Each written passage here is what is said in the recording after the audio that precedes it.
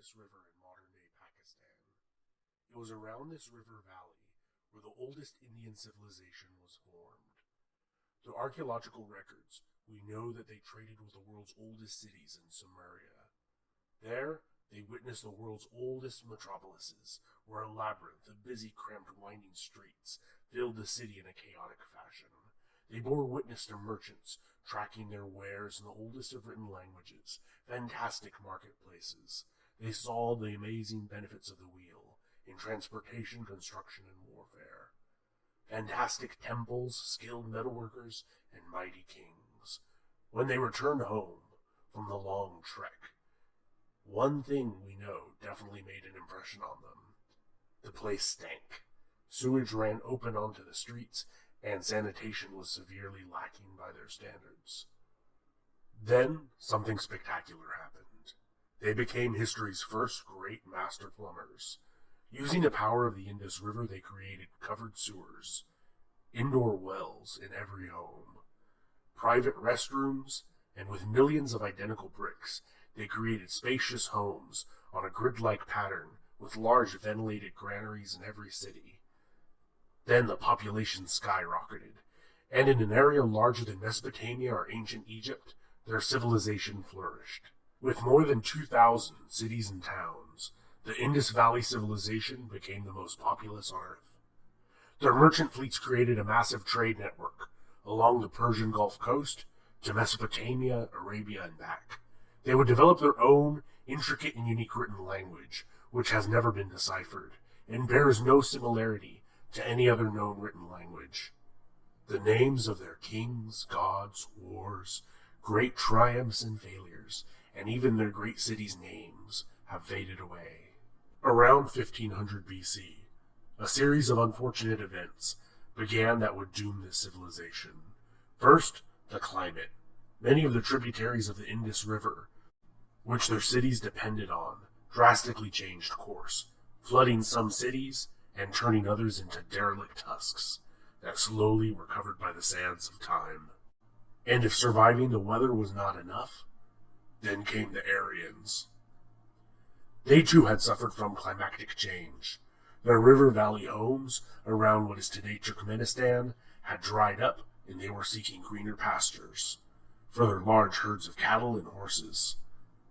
They were among the first to domesticate the horse and use the increased mobility to transplant their people onto the Iranian plateau, and then they crossed the Suleiman and Hindu Kush mountain ranges into the Indus Valley. There, the vestiges of the already decimated Indus Valley civilization were wiped from all human knowledge or recollection until their remains were excavated in the early 20th century.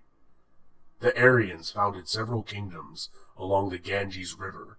We know their names in mythological histories because their epics and language have survived till today and is the basis for many of today's Indian languages. Throughout the period known as the Vedic Age, these Aryan kingdoms would constantly wage war on each other. During this time, the Hindu faith developed alongside the Mahabharata, the longest poem ever written.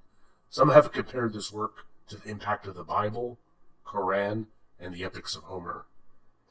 A social class or caste system would also develop during the Vedic Age. At the top were the Brahmin or priests. Below them were the Kshatriyas, the ruling warrior and kingly class. Then came the Visaiyas, the skilled workers, merchants, and minor officials.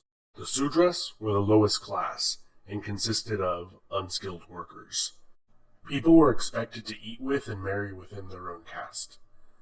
Breaking the caste system's rules meant that one was a pariah, or outcast or untouchable. Society's worst and least desirable jobs were left for this class, such as street cleaning and sewage cleaning.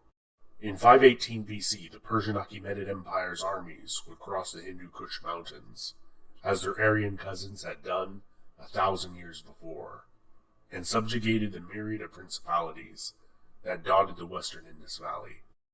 In the east arose a powerful king, Mahapadmananda, in the region of Magadha.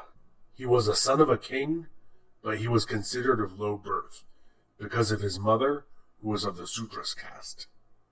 His rise to power was opposed by his brothers who were of full royal blood. This, however, did not hold him back, as he had them eliminated.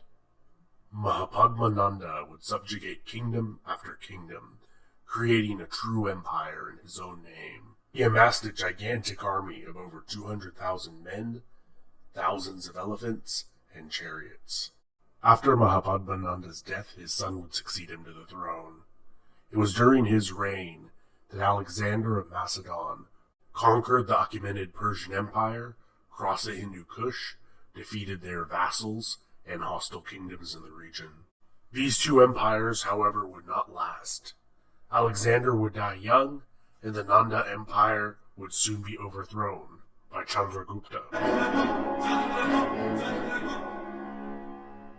Surviving sources written long after his death vary widely on whether he was born a commoner or of regal descent. Also, whether he overthrew the Nanda Empire easily or through a long war of conquest. According to one account, he met Alexander the Great and started his consolidation in the Punjab region, there taking the Greek satrapies and moving eastward. After his death, his son maintained his empire, but it would be his grandson, Ashoka, who would be the most famous king of the Mauryan dynasty. Ashoka was violent and power-hungry as a young man, and according to one source, he killed 99 of his brothers to secure the throne.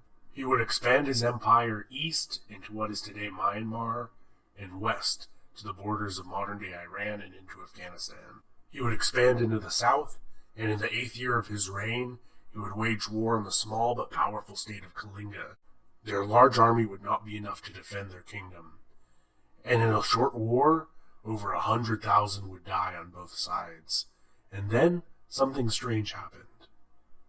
He felt bad. Ashoka converted to Buddhism and promoted peace, respect, and harmony within society.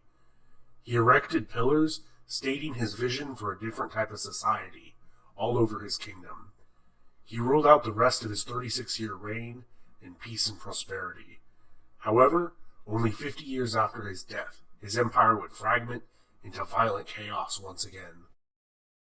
Buddhism, which was prevalent in Ashoka's reign, would gradually fade away in India, but thrived in the Far East. Over the centuries, many kingdoms would rise and fall in the Indian subcontinent. The Gupta Empire was considered a golden age for art, architecture, and scholarly pursuits.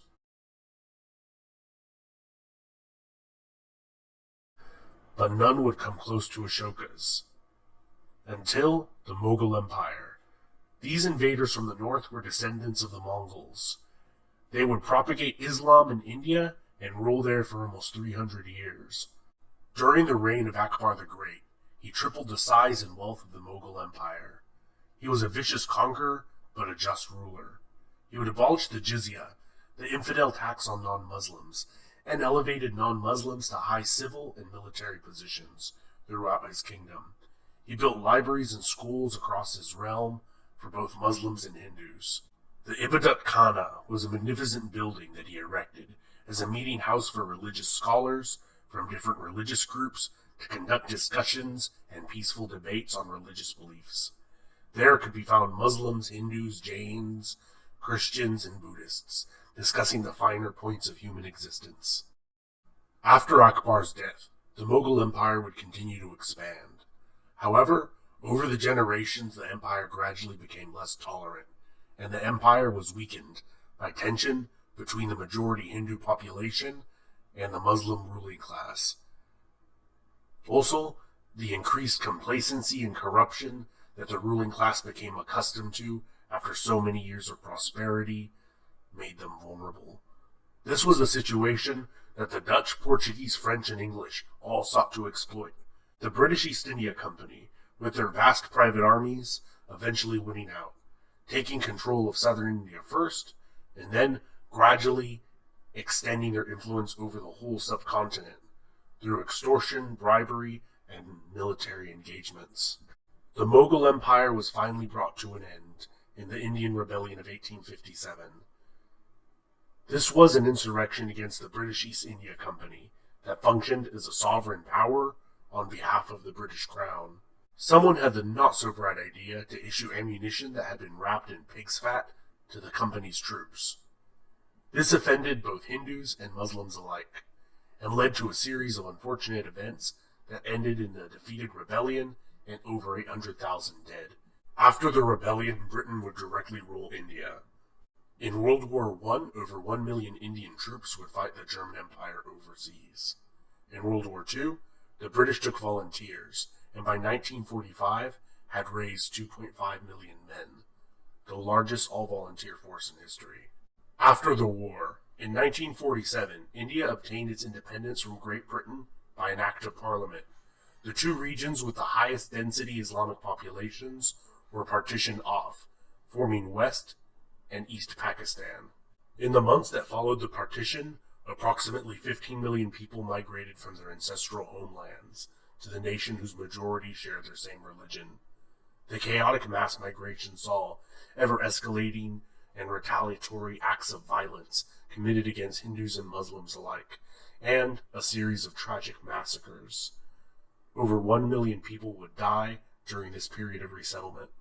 Tensions are still high between these two nuclear-armed neighbors. India is now the world's largest democracy. Recently, they have elected a religious minority and a member of a lower caste as prime ministers. India is the third largest economy in the world and is rapidly growing, and is expected to exceed China in population in the near future.